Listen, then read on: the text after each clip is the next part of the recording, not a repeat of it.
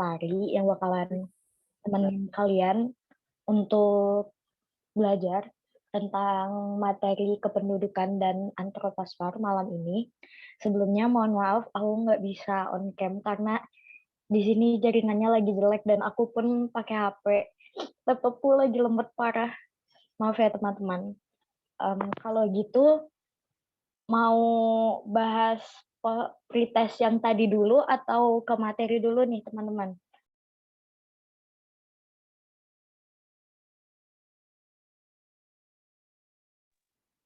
Ikut Materi dulu aja, aja. Kak.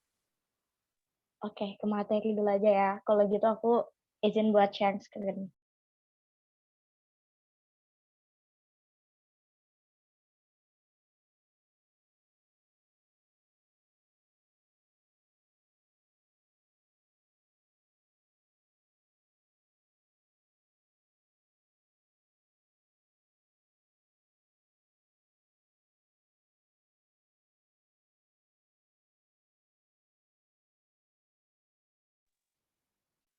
Share screen aku udah kelihatan belum ya? Udah, Kak. Oke, langsung aku mulai aja ya. Jadi sekarang kita kan mau belajar tentang kependudukan dan antroposfer nih. Kalau kependudukan pasti erat kaitannya sama demografi kan. Karena demografi aja berasal dari kata demos dan grafein. Demos artinya rakyat atau penduduk, grafein artinya menggambarkan atau menulis. Ini ada pengertian dari Swanson dan Siegel kalau demografi itu adalah studi saintifik dari populasi manusia yang mencakup tentang ukuran, distribusi, komposisi, dan faktor yang mempengaruhi perubahan dari ketiga komponen tersebut. Lanjut, jadi tadi kan udah disebutin ya kalau demografi itu fokus sama 4, yaitu ukuran, itu ukuran tuh jumlah populasinya, seberapa besar, seberapa banyak populasi manusia pada suatu wilayah tersebut, distribusi itu persebarannya, merata atau enggak, terus apakah terpusat di suatu wilayah. Yang ketiga, struktur. Struktur itu erat kaitannya sama karakteristik dari umur, jenis kelamin, di antara populasi. Yang keempat itu perubahan. Perubahannya itu bisa berupa penambahan ataupun pengurangan dari total jumlah penduduk yang ada. Terus nih, teman-teman, aku ada sedikit kuis nih. Kalian bisa jawab di kolom komentar. Menurut kalian, Indonesia itu ada di urutan berapa sih di antara negara-negara di dunia ini berdasarkan jumlah penduduknya? Keempat. Ada yang tahu? Keempat. Yang lain gimana? Ada yang punya pendapat lain? Sama Kak. Oke, jadi Indonesia itu benar ya, ada di urutan keempat. Di tahun 2020 sendiri, dari Worldometers itu Indonesia punya populasi berjumlah 273.523.615. Ini bisa dilihat juga kalau di dunia itu yang pertama Cina, India, Amerika, terus di bawah Indonesia itu ada Pakistan, Brazil, Nigeria, dan lain-lain. Terus kalau misalnya FYI aja nih, Cina kan dia urutan penduduknya nomor 1 di dunia kan, tapi dia tuh kepadatan penduduknya malah nggak sepadat Indonesia or India, karena wilayah Cina itu tuh kan sangat luas ya, apalagi di wilayah utara agak ke baratnya, itu kan ada gurun Gobi. Gurun Gobi itu kayak salah satu gurun yang terluas di dunia kan. Nah, di situ tuh jarang banget populasi. Jadi gitu walaupun Cina itu penduduknya paling banyak, tapi dia bukan yang paling padat.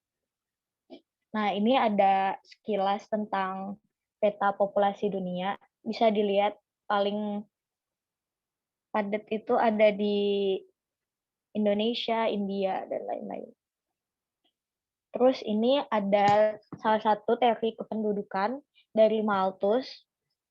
Malthus tuh berpendapat kalau populasi itu bertumbuh lebih cepat daripada pertumbuhan sumber daya yang bisa kita produksi.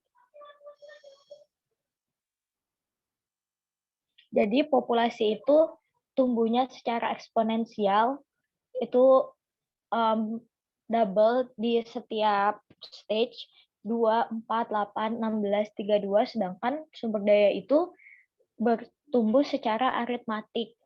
Cuma 1, 2, 3, 4, 5. Oleh karena itu, nanti tuh bakalan ada suatu masa di mana populasi itu akan melebihi sumber daya. Jadi daya tampung dari lingkungan, daya tampung dan daya dukung lingkungan itu tuh bakalan berkurang. Oleh sebab itu kan banyak wilayah negara-negara ataupun kayak sektor cakupan regional kayak provinsi itu yang berusaha banget nih buat nekan jumlah penduduknya biar pertumbuhannya itu tuh nggak terlalu besar. Tapi ada lagi teori yang mengatakan kalau jumlah penduduk di dunia itu emang bakalan bertambah nyampe tahun 2100 aja. Nah, kemudian selanjutnya setelah 2100 itu tuh bakalan stagnan. Nah, kenapa kayak gitu? Karena kan ketika jumlah penduduk maksimal berarti kan sumber daya itu terbatas, otomatis banyak penduduk yang kayak tersingkir dengan sendirinya gitu loh. Karena kan sumber daya terbatas, banyak penduduk yang nggak bisa nggak bisa ngambil sumber daya yang ada, nggak bisa ngemanfaatin sumber daya yang ada itu karena kayak nggak kebagian gitu. Jadinya penduduk itu perlahan berkurang dengan sendirinya populasinya. Terus sumber data kependudukan.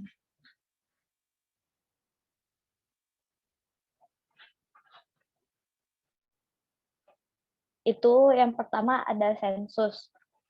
Sensus itu suatu keseluruhan usaha dari pengumpulan, penyusunan, pengelolaan, dan penerbitan dari keterangan-keterangan yang bersifat demografis, ekonomis, dan sosial.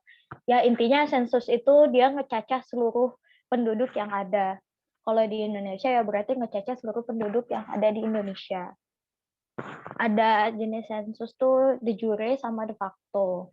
Kalau de facto itu berdasarkan yang ada pada wilayah pencacahan. Kalau misalnya kalian bukan orang Jogja nih, tapi kalian pas dicacah itu ada di Jogja ya, berarti kalian masuknya pendataan yang di Jogja itu. Terus ini kesalahan sensus, itu tuh ada 3, error of coverage, itu berarti penduduk ada yang nggak tercacah, ataupun satu penduduk ada yang kecacah 2 kali. Ini tuh bisa terjadi karena itu tadi misalnya mungkin aja kayak rumah penduduk ini tuh baru pindah gitu loh, penduduknya baru pindah ke situ, jadi belum terdaftar ke kayak RT RW setempat, jadinya tuh nggak tahu si petugas sensusnya kalau misalnya ada penduduk baru. Bisa juga misalnya dia di wilayah pertama itu tuh dia ada di situ, tapi terus dia tuh pindah ke wilayah kedua. Nah, di wilayah kedua ada lagi sensus. Nah, dia kecacah lagi. Itu bisa kayak gitu. Itu bisa terjadi karena kurangnya sinkronisasi data. Terus 2, error of content, kesalahan pelaporan dari responden. Jadi ini tuh contohnya kalian tahu age shaping. Age shaping tuh kecenderungan penyebutan umur di akhiran 5 sama 10. Jadi nanti pas udah dikumpulin semua itu kelihatan di piramida kalau umur 5 sama 10 tahun tuh kayak paling banyak sendiri. Nah, itu bisa terjadi karena ini error of content. Jadi karena kadang kan kalau penduduk yang udah usianya tua, itu tuh kayak ditanya umurnya berapa, pasti kayak dibuletin ke 0 atau ke 5. Misalnya umur simbahnya itu cuma 73 tahun, tapi kadang suka dibuletin jadi 75 gitu. Makanya penting kalau ketika sensus, itu tuh langsung ngelihat kartu keluarganya aja, nggak berdasarkan keterangan dari penduduknya, biar informasinya juga lebih akurat. Terus 3, error of estimate, itu kesalahan data yang berasal dari petugas. Jadi petugasnya bisa aja nih karena terlalu banyak data yang harus dimasukin, jadi salah buat nge-input datanya. Terus waktu pelaksanaan sensus itu tuh dilaksanakan setiap 10 tahun sekali pada tahun berakhiran 0. Sensus yang terakhir kali itu di tahun 2020. Tapi kan itu udah 2 tahun yang lalu kan, tapi dari BPS sendiri itu tuh belum menerbitkan data kependudukan secara lengkap. Kan biasanya setiap ada sensus ataupun SUPAS, itu tuh BPS pasti publikasi buku gitu kan. Nah, kalau untuk yang tahun 2020 ini BPS belum menerbitkan publik itu, masih siapin datanya. Tapi udah ada sedikit infografis tentang hasil sensus penduduk 2020. Ini tadi jumlah penduduk Indonesia 270 jutaan, terus laju pertumbuhannya itu 1,25, yang mana ini tuh mengalami penurunan 1,49%. Kalau mengalami penurunan gini berarti kan program pemerintah untuk menekan laju pertumbuhan penduduk berhasil. Terus laju pertumbuhan penduduk itu kalau bisa jangan sampai di bawah 1%. Kenapa? Karena kalau di bawah 1%, dia malah nanti depopulation atau nanti jumlah penduduknya makin lama makin menurun dan malah makin lama tuh lebih banyak lansianya daripada penduduk usia produktifnya. Kayak yang terjadi di Korea. Kan kalau kayak gini berarti kan ketika banyak lapangan pekerjaan itu butuh penduduk usia produktif sebagai pekerjanya, malah nggak ada. Jadi nanti bakalan terjadi kekurangan tenaga kerja. Terus penduduk usia produktifnya itu mencapai 70,72%. Kan seperti yang kita tahu, Indonesia tuh emang lagi ngalamin bonus demografi kan. Nah, bonus demografi ini tuh diperkirakan bakalan berlangsung sampai tahun 2035. Sekarang tuh lagi di salah satu menuju puncaknya gitu. Jadi harusnya sih Indonesia manfaatin ini buat nge-push laju pembangunan ekonomi sosial nasionalnya itu sampai ke maksimal. Karena kan kalau bonus demografi gini nggak bakalan terjadi berkali-kali dengan sering kan. Terus habis dari ada bonus demografi ini pasti juga berarti karena penduduk usia produktifnya banyak, makin tahun si banyak ini kan jadi penduduk usia lansia. Nah, itu kan malah bahaya kan kalau nggak segera ditemuin solusi dari si masalah ini. Terus persentase penduduk lansia itu 9,78%. Rasio jenis kelamin itu 102 atau terdapat 102 penduduk laki-laki setiap 100 penduduk perempuan. Jadi sebenarnya lebih banyak penduduk laki masih banyakkan penduduk laki-laki daripada perempuan. Jadi sabar yang cewek tapi masih jomblo. Sebaran penduduk Indonesia menurut wilayah itu masih terkonsentrasi di Jawa, tapi itu udah lebih terdistribusi secara merata dibandingkan tahun sebelumnya. Wilayah dengan populasi terbanyak kedua ada di Sumatera, terus Sulawesi, Kalimantan, Nusa Tenggara, yang terakhir baru Papua. Terus registrasi penduduk adalah catatan secara kontinu atau terus-menerus yang dilakukan oleh dinas terkait terhadap penduduk suatu wilayah administrasi. Jenis data yang dicatat itu kelahiran, kematian, mobilitas horizontal dan vertikal, perkawinan, dan perceraian. Makanya di registrasi penduduk ini, peran penduduk itu sendiri, keaktifan penduduk itu sendiri dalam melaporkan kejadian kependudukan atau demografi yang dia alami itu tuh sangat penting ke pemerintah terkait, misalnya kelurahan, kayak gitu. Karena kalau misalnya mereka nggak dilaporin, berarti nanti data hasil registrasi penduduknya jelek. Terus biasanya jenis data yang jarang kecatat atau luput kecatat itu tuh lebih banyak di kematian.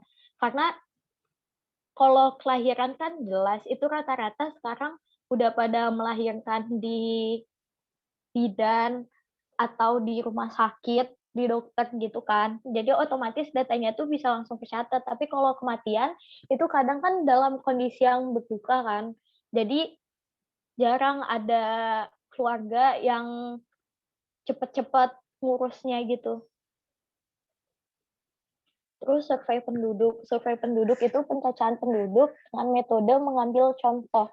Jadi survei penduduk itu ngecaca juga, Tapi itu yang dicacah cuma sampel doang. Nah, sampel ini tuh ditentuin berdasarkan ada metode atau rumus-rumusnya gitu. Nah, survei penduduk itu biasanya ada SUPAS, ada juga SDKI. Nah, kalau SUPAS itu survei penduduk antar sensus. Biasanya dilaksanakan pada tahun berakhiran 5. Jadi di tengah-tengah tahun si sensus penduduk. Kalau sensus penduduk terakhir 2010 ke 2020, berarti kan tengah-tengahnya 2015. Oleh karena itu, SUPAS terakhir itu 2015 dan bakalan ada SUPAS lagi di tahun 2025. Selain SUPAS itu ada juga namanya SDKI. SDKI itu Survei Demografi dan Kesehatan Indonesia. Itu SDKI terakhir ada di tahun 2017. Terus ini ada Demografi dan Urbanisasi Indonesia 2010 sampai 2045. Nah kan ini ada tulisan tahun 2045. Berarti ini tuh nggak semuanya berdasarkan data yang udah ada, tapi juga berdasarkan proyeksi penduduk. Terus ini ada perbedaan antara sensus, survei, dan registrasi penduduk. Kalau sensus itu seluruh penduduk, survei itu sebagian penduduk, karena kan yang diambil cuma sampel-sampelnya aja. Terus registrasi penduduk itu skala nasional. Terus kalau fleksibilitas dan waktu pencacahan, sensus itu harus memenuhi syarat periodik 10 tahun sekali. Kalau survei itu bisa dilaksanakan kapan saja, tapi survei itu berganti-ganti tergantung aspek-aspek kebutuhan pencacahan. Kalau misalnya kita butuhnya data kesehatan doang, ya berarti kita cuma survei tentang aspek kesehatan doang. Aspek pendidikannya nggak ke survei gitu. Terus registrasi penduduk ini sifatnya kontinu, menyesuaikan kejadian demografi sosial yang baru terjadi. Kayak tadi misalnya kalau ada kelahiran, kalau ada yang meninggal, tuh. Terus kalau materi yang dikumpulkan, sensus itu seluruhnya ada demografi, ekonomi, sosial, pokoknya sensus itu yang datanya paling lengkap dan paling menyeluruh. Kalau survei itu tadi tergantung aspek yang dibutuhin.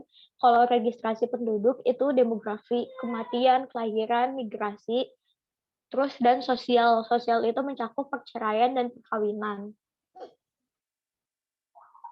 Terus nih, aku ada pertanyaan lagi nih. Menurut kalian dari ketiga sumber tadi, sensus, survei, sama registrasi penduduk, sumber data mana yang paling ideal buat digunain? Registrasi penduduk, Kak. Kenapa? Kenapa registrasi? Karena kalau survei sama sensus kan, sensus pakai sampel. Kalau survei kan daerah kayak gimana gitu. Terus registrasi kan lebih skala nasional. Dia juga menyesuaikan dengan kejadian-kejadian yang baru terjadi, Kak. Kalau nunggu sensus 10 tahun, kelamaan gitu. Jadi keteteran antar siapa yang meninggal, siapa yang lahir, kayak gitu. Menurut aku. Iya, bener banget. Bener banget. Iya, 100 buat kamu. Siapa kamu namanya? Nabila, Kak. Oh, mantap, Nabila. Bener ya. Karena kan kalau survei itu cuma berdasarkan sampel. Jadi sampel kan kadang nggak menggambarkan keseluruhan dari populasi yang ada. Kalau sensus itu nunggunya kelamaan. Jadi yang paling ideal itu sebenarnya registrasi penduduk. Terus komposisi penduduk. Itu tuh dari komposisi penduduk ada yang namanya seks rasio. Seks rasio kan tadi udah dijelasin ya, perbandingan antara jumlah penduduk pria dengan 100 jumlah penduduk wanita pada suatu daerah dan waktu tertentu. Ini rumusnya pria dibagi wanita dikali 100. Nah, ada juga yang namanya dependensi rasio atau rasio ketergantungan. Rumusnya tuh usia non-produktif dibagi usia produktif dikali 100. Usia non-produktif tuh penduduk yang umur berapa sih? Usia produktif itu penduduk dengan umur 15 sampai 65 tahun. 64 tahun. Jadi kalau ada penduduk usia 0 sampai 14 ataupun usia 65 tahun ke atas, itu tuh masuknya ke usia non produktif. Kenapa? Karena kan kalau 0 sampai 14 tahun dia tuh masih kecil kan, masih muda dan dia masih sekolah, belum bisa menghasilkan pendapatan sendiri. Sedangkan kalau penduduk 65 tahun ke atas itu masuknya udah lansia yang produktivitasnya aja tuh udah menurun. Terus piramida penduduk. Piramida penduduk adalah grafik susunan penduduk menurut umur dan jenis kelamin pada saat tertentu yang berbentuk piramida. Golongan umurnya itu ada golongan umur muda, dewasa, sama tua. Muda itu 0 sampai 14 tahun, dewasa itu atau produktif 15 sampai 64 tahun, kalau golongan tua itu 65 tahun ke atas. Nah, piramida penduduk itu ada 3 jenisnya, ada ekspansif, konstruktif, sama stasioner. Ini bisa dilihat sendiri ya bedanya. Kalau ekspansif itu tuh lebar di bawah dan makin teruncing ke atas. Kalau konstruktif itu tuh biasanya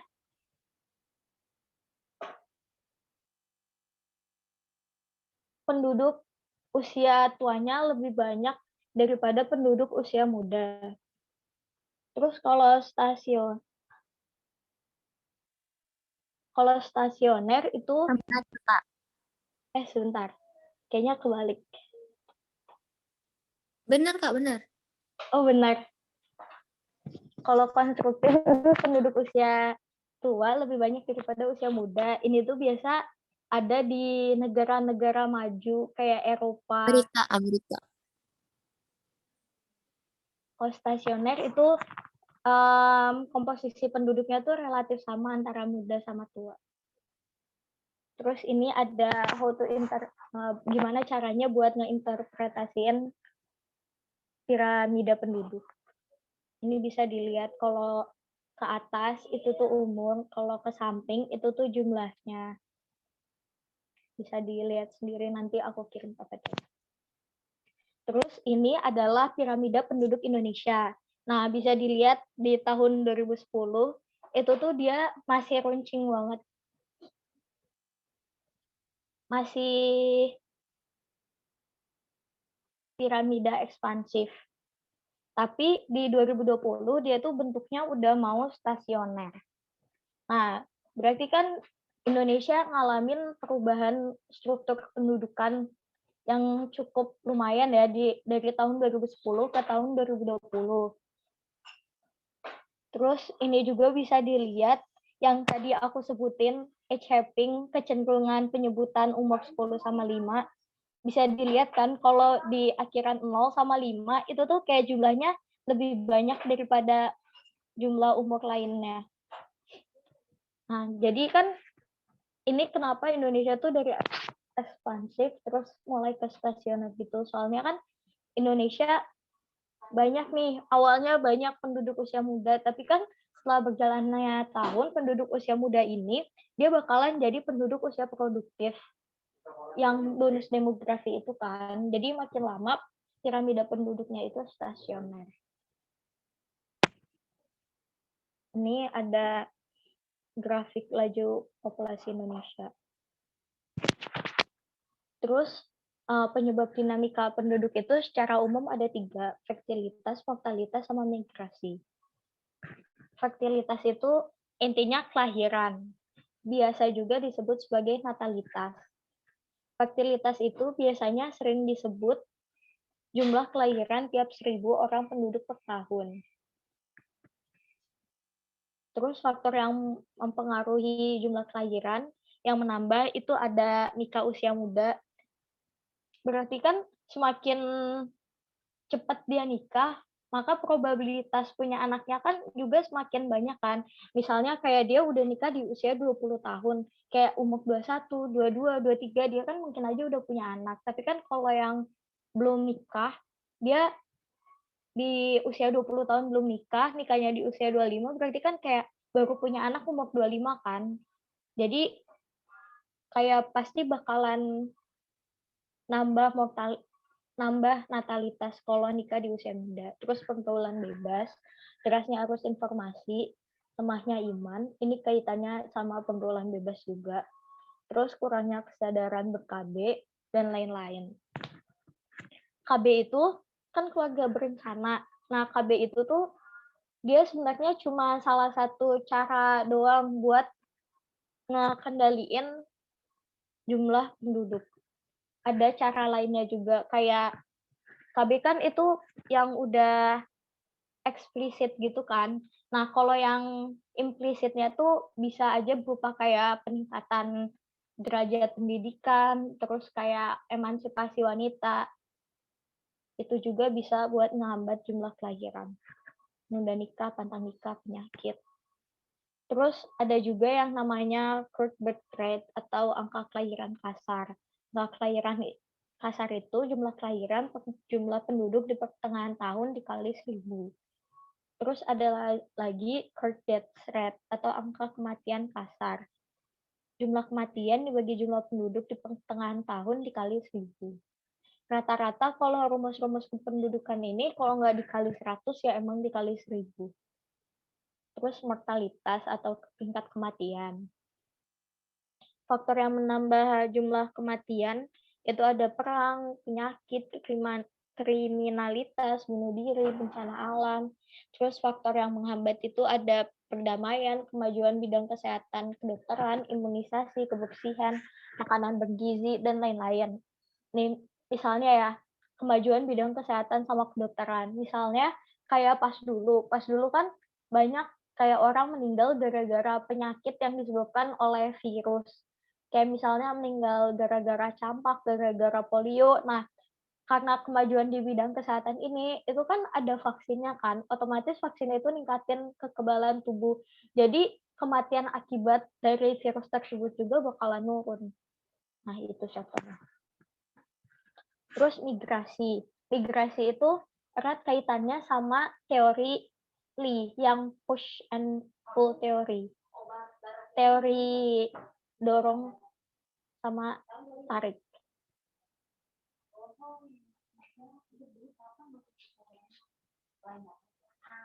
Nih, di teori push pull teori ini ada faktor pendorong sama faktor penarik. Nah, misalnya faktor pendorong itu ada pengangguran.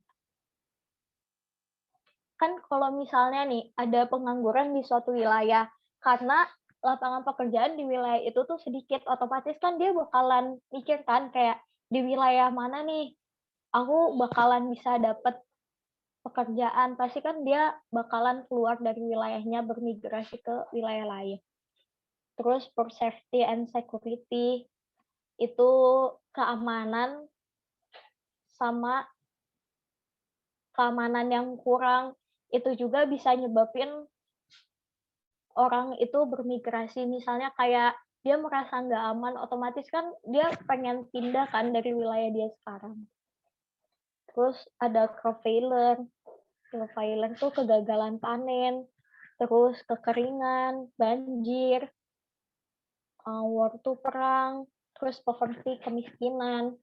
Karena dia pengen keluar dari semua hal tersebut, otomatis dia juga ingin mencari wilayah yang menurut dia tuh lebih menunjang untuk dia hidup lebih nyaman. Pull factor itu faktor penarik. Itu tuh ada lapangan pekerjaan potensial, terus ada pelayanan publik yang lebih baik, terus ada keamanan yang lebih baik, terus tingkat kriminalitas yang rendah, itu juga tuh bisa narik seseorang buat pindah ke wilayah tersebut. Terus ini ada mobilitas penduduk, itu macam-macamnya, ada mobilitas penduduk vertikal sama horizontal. Terus ada juga mobilitas penduduk permanen sama non permanen di horizontal. Terus non permanen ada ulang-alik bermusim. Nah, faktor yang mempengaruhi tadi udah dibahas. Terus nih macam-macam migrasi menurut Mantra. Jadi mobilitas penduduk itu kan ada mobilitas penduduk vertikal sama horizontal. Kalau vertikal itu lebih ke perubahan status sosial. Misalnya dari yang dia tadinya miskin jadi kaya, kaya jadi miskin. Nah, itu tuh udah bisa disebut sebagai mobilitas, tapi maksudnya ke mobilitas vertikal. Terus kalau mobilitas horizontal ini baru udah ada kaitannya dengan spasial atau keruangan. Makanya dia disebut juga sebagai mobilitas penduduk geografis. Itu tuh ada yang permanen, namanya migrasi, ada juga yang non permanen, namanya itu sirkuler. Sirkuler sendiri ada yang ulang-alik, commuting itu tuh kayak paginya dia berangkat, malamnya dia pulang. Nah, biasanya itu dilakuin sama pekerja-pekerja. Contohnya itu kayak pekerja-pekerja di Jabodetabek. Dari Bogor, dia pagi-pagi berangkat ke tempat kerjanya di Jakarta. Terus kan kalau udah sore, dia udah pulang kerja, dia bakalan pulang lagi ke Bogor, ke rumahnya. Terus nih, mobilitas penduduk permanen, itu tuh perpindahan penduduk dari suatu wilayah ke wilayah lain dengan menetap di daerah tujuan. Jadi kata kuncinya ada di kata menetap.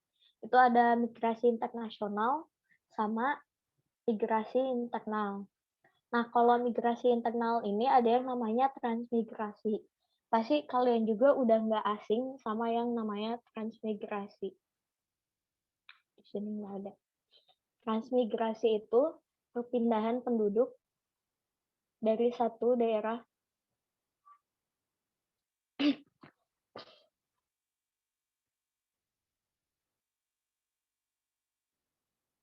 sebentar. Transmigrasi itu perpindahan penduduk dari suatu daerah yang padat ke daerah yang jarang penduduknya. Nah, tujuan transmigrasi itu bisa kayak pemerataan distribusi penduduk, terus untuk misalnya di suatu wilayah itu ada sumber daya alam yang melimpah, tapi penduduknya jarang. Nah, itu tuh bisa buat narik penduduk dari daerah lain buat ke wilayah itu buat manfaatin sumber dayanya. Terus berperan juga untuk menjaga pertahanan, keamanan, dan ketahanan nasional. Terus dampak dari transmigrasi sendiri ada yang positif sama negatif.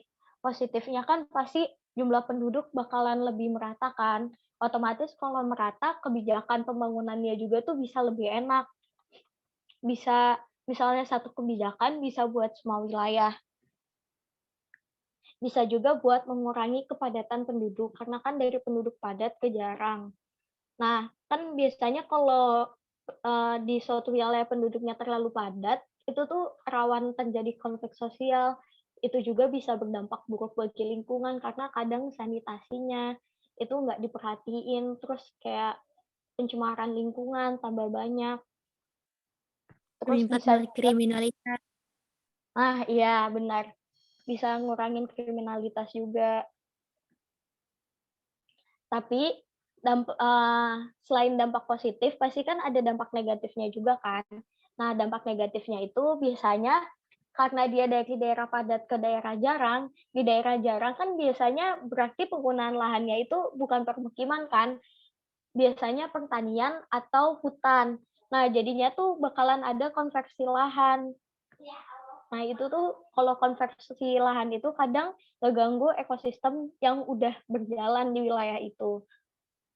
Jadi hewan-hewan liar juga kadang bisa terganggu. Terus kadang juga tuh nimbulin konflik sosial juga. Kayak nih, aku mau cerita. Jadi pas waktu kemarin kan aku KKN gitu kan, KKN di Semeru. Nah, dia juga tuh ada konflik sosial gara-gara perpindahan penduduk ini. Kan di daerah yang terdampak kan mau direlokasi. Kayak mau dipindahin gitu rumahnya ke tempat yang aman. Nah, di tempat relokasi ini, tujuan relokasi, penduduknya itu tuh pada nolak kedatangan si penduduk terdampak ini. Nah, otomatis dia bakalan ada konflik sosial kan. Nah, contoh nyatanya itu kayak gitu. Terus ada lagi yang namanya urbanisasi. Urbanisasi itu perpindahan penduduk dari desa ke kota. Sama kayak transmigrasi, urbanisasi juga tuh ada dampaknya. Kalau dampak bagi pedesaan, dia lebih ke negatifnya sih, karena kan biasanya ngelakuin urbanisasi itu penduduk-penduduk usia kerja kan. Jadi di pedesaan tuh kadang yang tersisa cuma kayak mbah-mbah, nenek-nenek, kakek-kakek, ataupun anak-anak. Karena penduduk dewasanya tuh pada keluar kota. Jadi malah produktivitas di desa itu tuh makin menurun dan kekurangan tenaga kerja. Terus kalau buat perkotaan, otomatis kota kan daerah padat nih, dia kedatangan penduduk lagi, otomatis kan makin padat. Terus nanti juga bakalan berkembang slum-slum area atau area-area permukiman kumuh. Terus nanti juga karena permukiman kumuh, sanitasinya kan bakalan jelek, ada masalah lagi di bidang kesehatan. Terus ada pencemaran, karena mereka nggak punya ruang yang cukup buat ngolah sampah mereka. Itu nanti dampak juga ke lingkungan, daya dukung lingkungan turun, daya tampung juga semakin maksimal atau malah over gitu. Terus ada ruralisasi. Nah, kalau urbanisasi dari desa ke kota, kalau ruralisasi itu dari kota ke desa. Kan jarang ya, tapi kalau ruralisasi, nah biasanya ruralisasi ini disebabkan sama pertama kejenuhan tinggal di kota. Kan kota kayak bising, kayak kurang tenang gitu kan. Kalau di desa suasananya lebih tenang, udaranya lebih enak. Nah, itu juga bisa nyebabin orang pindah dari kota ke desa. Terus harga lahan di kota yang semakin mahal. Misalnya kayak dia tinggal di kota nih, tapi di kota itu dia ngontrak atau di rumah susun gitu pas dia punya uang yang cukup pengen beli rumah. Karena di kota itu lahannya terbatas, semakin terbatasnya lahan kan otomatis harga lahannya semakin naik kan. Nah, jadinya dia pindah ke wilayah lain yang harga lahannya tuh belum begitu mahal, yaitu di desa, gitu. Terus ada mobilitas penduduk non-permanen atau sirkuler. Kalau sirkuler ini kata kuncinya ada di tidak menetap di daerah tujuan. Ada sirkulasi harian, mingguan, sama bulanan. Terus selanjutnya ini ada yang namanya transisi demografi. Transisi demografi itu intinya tuh perubahan struktur demografi di suatu wilayah. Ini bisa dilihat dari stage fase 1 sampai ke 5. Pertama, dia tuh death rate-nya tinggi, kelahirannya tinggi. Terus habis itu makin tinggi stage-nya, si death rate-nya tuh makin turun. Terus si kelahirannya kemudian ikut turun. Hingga akhirnya tuh terjadi di stage kelima declining atau pengurangan populasi. Jadi nanti populasinya itu berkurang atau laju pertumbuhan penduduknya itu bakalan negatif. Ini bisa dibaca. Ini juga nih, ini ada contoh piramida penduduk di setiap fasenya. Makin lama dari ekspansif, dia makin ke piramida penduduk tua. Terus tadi udah aku sebutkan ya, namanya bonus demografi. Nah ini, jadi bonus demografi itu tuh dia keadaan di mana penduduk usia produktif kan lebih banyak daripada non produktif. Otomatis angka dependensi rasionya itu bakalan semakin kecil. Nah, angka dependensi rasio yang semakin kecil juga ini merupakan ciri dari bonus demografi.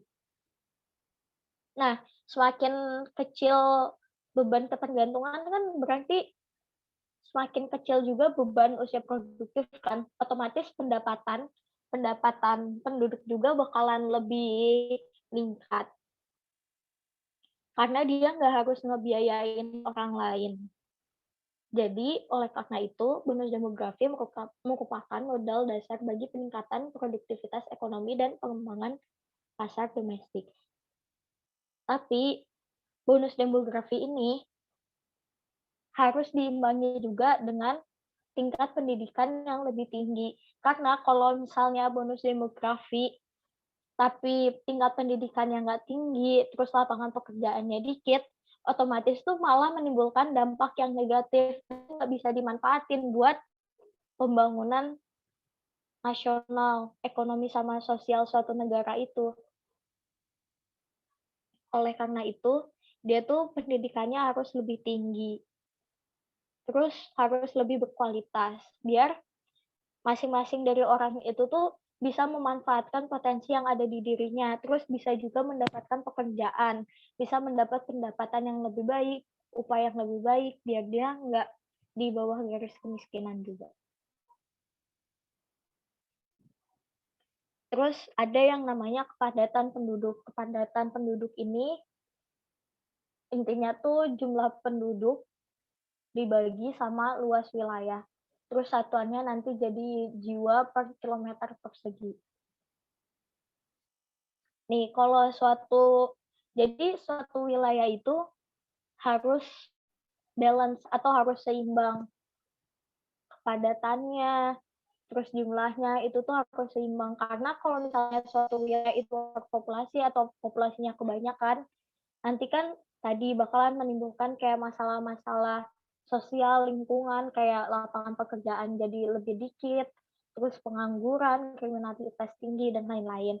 Nah, kalau misalnya dia underpopulation juga, itu tuh nggak baik, karena misalnya kalau di wilayah itu ada sumber daya berlimpah, tapi karena tenaga kerjanya dikit, jadi malah sumber daya itu tuh nggak bisa dimanfaatkan secara maksimal. Kekurangan tenaga kerja, dan lain-lain. Terus ini ada angka pertumbuhan linear. Rumusnya bisa dilihat di sini. Data yang dibutuhin itu ada jumlah penduduk awal periode, jumlah penduduk akhir periode, sama tanggal tepat ketika kedua perhitungan penduduk dilakukan. Ini rumusnya. Terus angka pertumbuhan geometrik. Ini juga rumusnya bisa dilihat 1 plus R sama dengan N akar PN per PO. Terus R sama dengan akar N PN per PO min 1. Terus ini ada angka pertumbuhan eksponensial. Bisa dilihat juga rumusnya. Terus ini ada waktu lipat 2 sama waktu lipat 5. Pokoknya waktu lipat itu rumusnya tinggal T sama dengan len, itu waktu lipat berapa. Kalau waktu lipat 2 ya berarti len 2. Kalau waktu lipat 3 ya len 3 dibagi R. R itu laju pertumbuhan penduduknya. Terus udah deh dapat. Nah, sekian materi dari aku. Apa ada yang mau ditanyain? Ada penjelasan yang kurang jelas atau kecepatan? Ada yang mau ditanyain?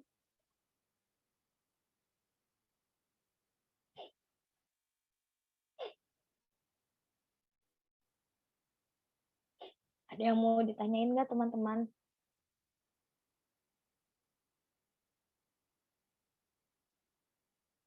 Aku gak ada, Kak. Gimana? Aku gak ada. Oh, nggak ada. Ini, kalau kuliah di luar negeri bisa disebut imigrasi kah? Tergantung dia, kan kalau misalnya kuliah di luar negeri, tujuannya nggak menetap. Kan berarti dia, kan kalau misalnya migrasi permanen permanen, tadi kan udah dijelasin kan, kalau kata kuncinya itu ada di menetap dan tidak menetap. Nah, dia lihat lagi nih, tujuan dia buat ngelakuin migrasi itu apa, buat ngelakuin mobilitas itu apa. Kan tujuannya itu buat kuliah atau buat pendidikan. Otomatis kalau pendidikan tuh rata-rata bakalan balik lagi ke wilayah asalnya kan. Nah, kalau dia balik lagi ke wilayah asalnya, berarti itu belum bisa disebut sebagai imigrasi. Kecuali kalau misalnya dia habis lulus pendidikan, habis lulus kuliah, dia kerja di sana. Nah, itu baru bisa disebut sebagai imigrasi. Gitu. Oh, ini ada yang nanya. Maaf Kak, soal yang tadi di tweet udah dibahas belum ya? Oh, belum. Sekarang ada pertanyaan lagi nggak? Atau mau langsung bahas soal yang di Twitter? Atau yang di post di IG?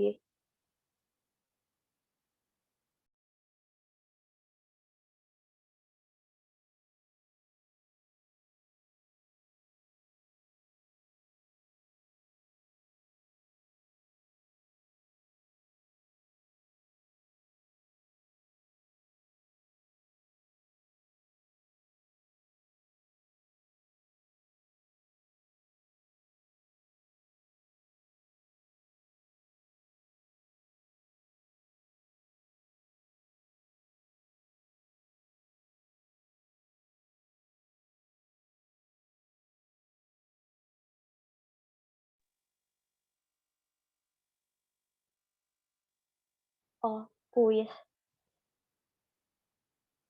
Kuisnya di IG. Bisa dilihat di IG. Buat pretestnya.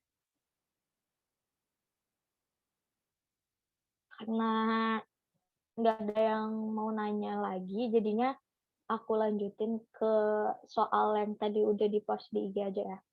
Sebentar, aku share screen lagi.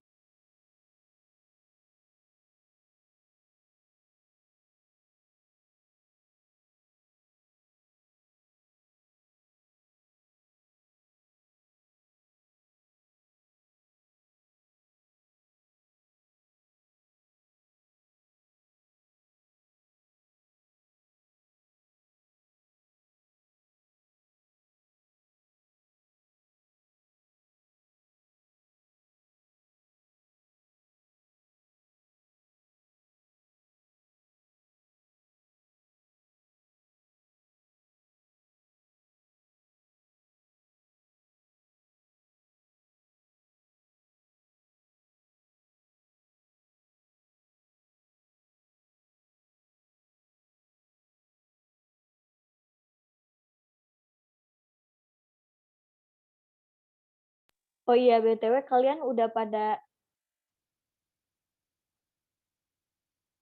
Oh iya, ya ini aku share screen.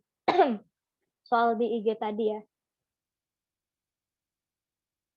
Udah kelihatan belum?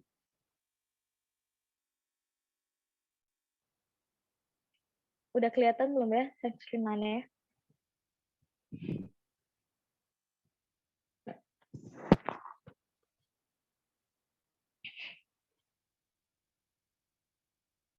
Oke, udah ya. Yang pertama, penduduk adalah kumpulan manusia yang menempati wilayah geografi dan ruang tertentu. Berikut yang termasuk ke dalam kuantitas penduduk, yakni kalian tadi pada jawab apa? Sebelum ke pembahasan, aku pengen tahu nih, tadi kalian pada jawabnya apa? Bisa di-tap di kolom komentar, di chat sebelumnya.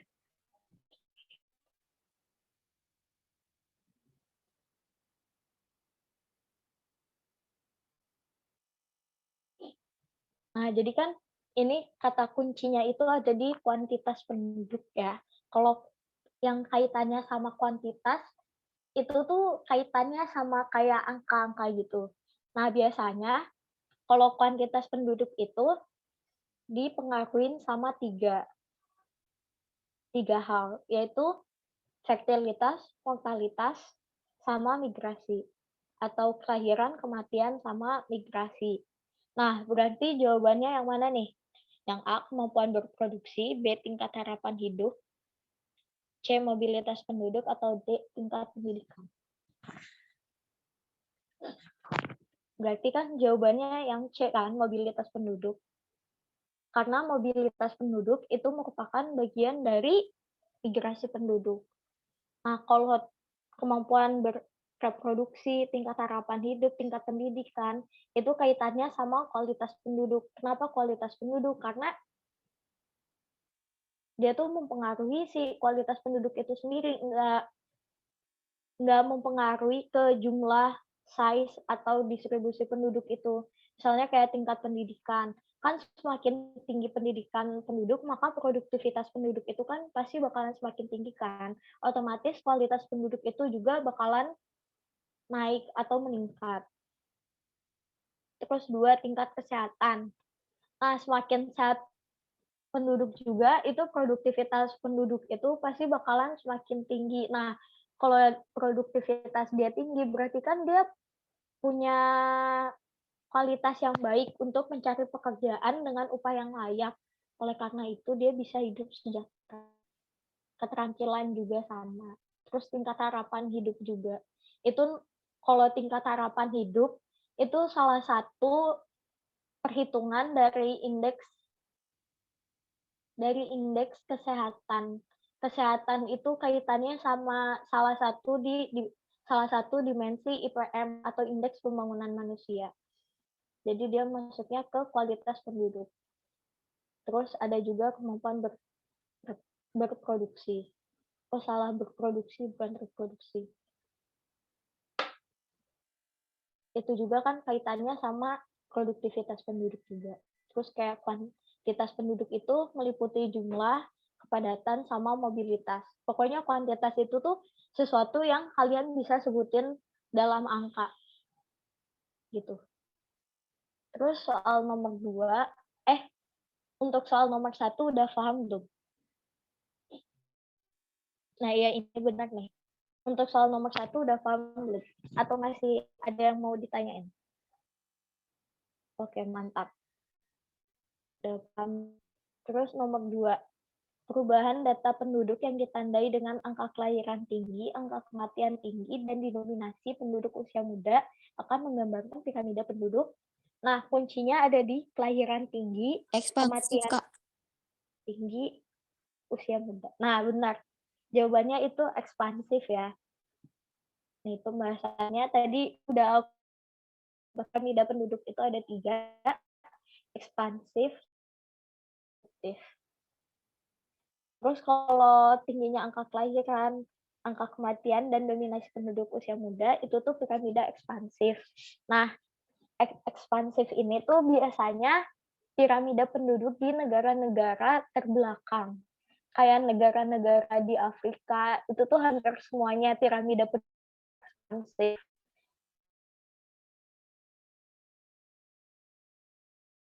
Karena penduduknya itu tuh biasanya tingkat pendidikannya rendah kan. Jadi penduduknya juga tuh nggak ngerti apa itu KB, misalnya kalau di Indonesia kayak apa itu KB, apa sih gunanya. Terus kayak belum ngerti juga kesehatan reproduksi.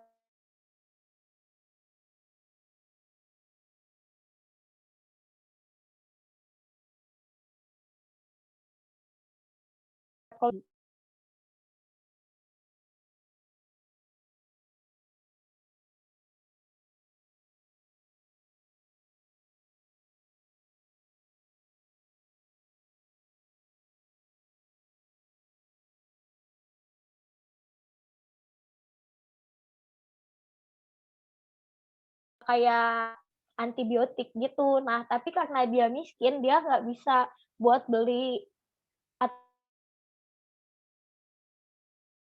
angka kematiannya juga masih tinggi. Terus didominasi oleh penduduk usia muda. Karena tadi dia tuh angka kelahirannya tinggi, otomatis laju pertumbuhannya juga tinggi. Jadi dia piramidanya selalu lebar di bawah, di paling bawah. Jadi dia disebutnya piramida ekspansif. Nah, untuk nomor 2, paham nggak? Udah paham belum? Bisa lanjut ke soal selanjutnya? Atau ada yang masih mau ditanyain lagi?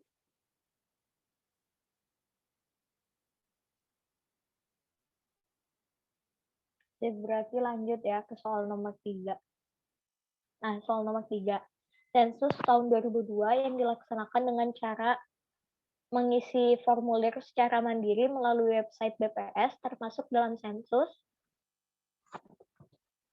Ini salah ya, sensusnya itu seharusnya tahun 2020 karena tahun 2020 juga itu tuh sensusnya udah ada sensus secara online, bisa ngisi langsung di BPS-nya. Jadi petugas sensusnya nggak harus benar-benar datangin semua rumah satu-satu. Ini menurut kalian nomor 3 jawabannya apa?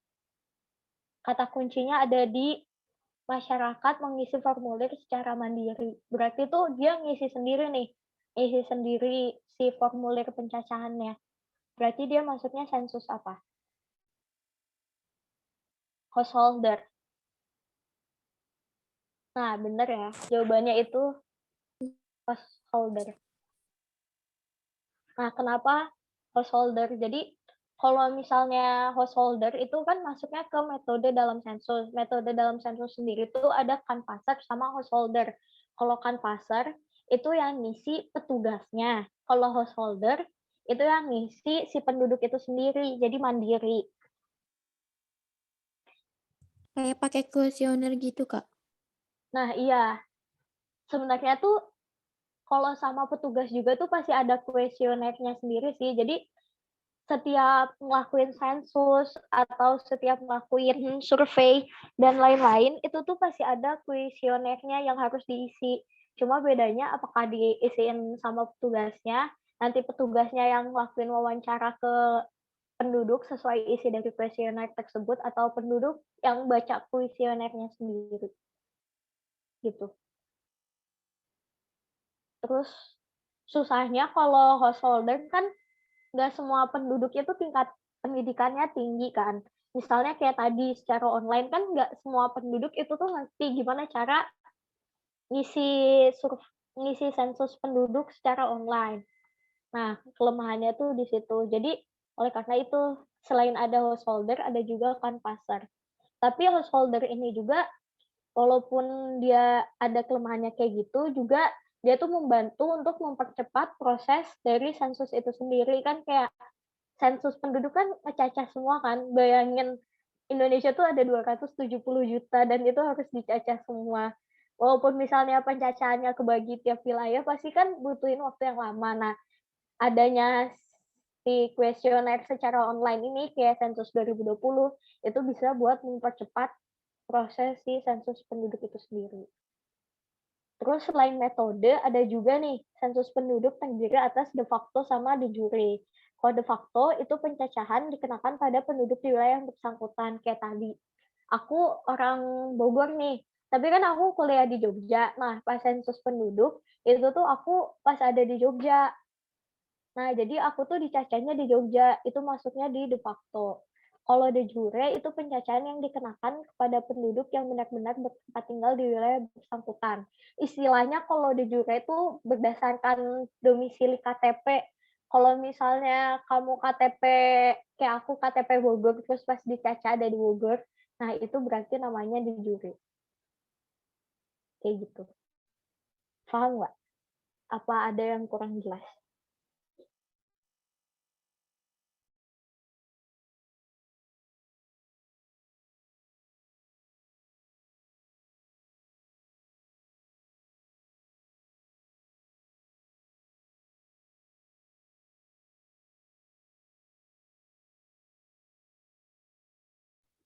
Ada yang mau ditanyain lagi nggak?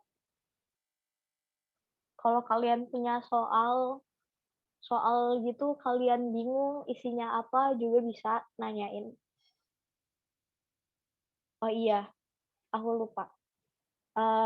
Buat kalian yang misalnya nanti ketika belajar atau ketika pokoknya ngerjain soal atau ngerjain materi, terus kalian kebingungan buat nyari jawabannya apa, terus kayak bingung mau nanya ke siapa, kalian bisa banget tanyain juga ke aku, nggak apa-apa.